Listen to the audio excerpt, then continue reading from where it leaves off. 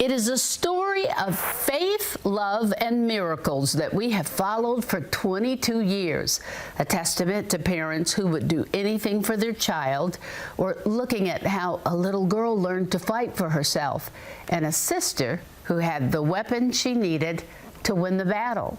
Tonight, we take you back to Kenzie's story. I've known for all of my life, for as long as I can remember, that this was a possibility and that this was something that was planned, before I was born. 22-year-old Tegan is one of 3 Morrison sisters. To say that her parents planned for her addition to the family is a bit of an understatement. It's kind of been lurking in the background. I know that this is a possibility that I can give my best friend a cure. I said I don't want to cry. It just is like a no-brainer to me. A cure for her best friend, her sister, Kenzie. Well, when Kenzie was 5 years old, she was diagnosed initially with leukemia and then very severe aplastic anemia. A rare and serious condition where the bone marrow doesn't produce enough blood cells and platelets. According to the NIH, about 2 out of every 1 million people in the U.S. are diagnosed with aplastic anemia each year. We were told that she needed a bone marrow transplant. We couldn't find a donor for her anywhere in the world. With doctors not giving Kenzie much time to live. I thought we've got to find a match. And so we created one with Tegan. Even that little blessing came with a battle. Little Tegan was born just like her older sisters with the help of IVF. But after Kenzie and sister Jillian, Karen Morrison was not planning on having any more children at the time. I had had a hysterectomy. I knew I couldn't have more children. It has been said out of difficulties grow miracles, and this story has many of both. Karen's sister stepped up to carry the fertilized egg Karen had saved at the fertility clinic. My sister served as my surrogate. The chance of a sibling being a perfect match for a bone marrow transplant is 25%. Kenzie's little sister Jillian didn't match. Karen's sister went through the challenges of IVF and the pregnancy as the entire family went through the uncertainty and then the test. We got the results back. Do you want to know if the baby's a match? I said, yeah. And he said, perfect match.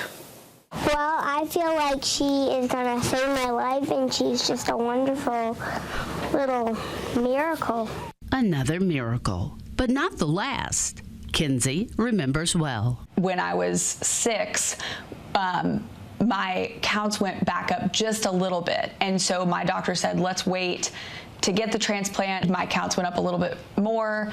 And for 20 plus years, they've stayed stable enough that I didn't actually have to have the transplant. Stable enough was a welcome diagnosis for the Morrison family. Kenzie had the chance to grow, to live, to get married. I had been to far more funerals than weddings because of the impact that this illness has had in my life and the kids that I've met through it who did not make it. Kenzie herself, a new bride, began thinking of planning her own family. Of course, it started with her medical care. That's when we found out that I would need a transplant this fall from my sister, who's a perfect match. A perfect match made 22 years ago. I'm grateful to my sister for having Tegan, and I'm grateful to Tegan for saving Kenzie. Tegan is preparing to donate bone marrow. Kenzie is preparing for the transplant and her next journey she and her husband must face through IVF. Radiation and chemo in the transplant process can cause infertility, but Kenzie's eggs have been frozen in hopes she will one day be a mother. I think if anybody would survive something like this and come out stronger than ever on the other side, it would definitely be Kenzie.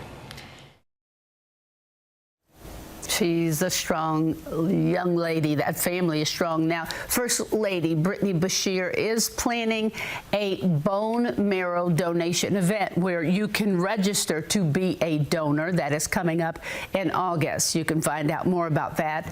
Now, unfortunately, Kenzie is facing more than a physical battle. The financial toll has been great as well. She will go through chemo and irradiation as they kill all her cells to prepare her to take her sister's cell from from cells from bone marrow. She will have to take all new items into isolation as to not contaminate or infect herself with germs of any kind. She must bring new lotion, clothing, toothbrush, everything else in her isolation area must be new. If you'd like to help in her journey, there is a link in this story on wave3.com. She's already begun getting the scans, and the process begins in a few weeks.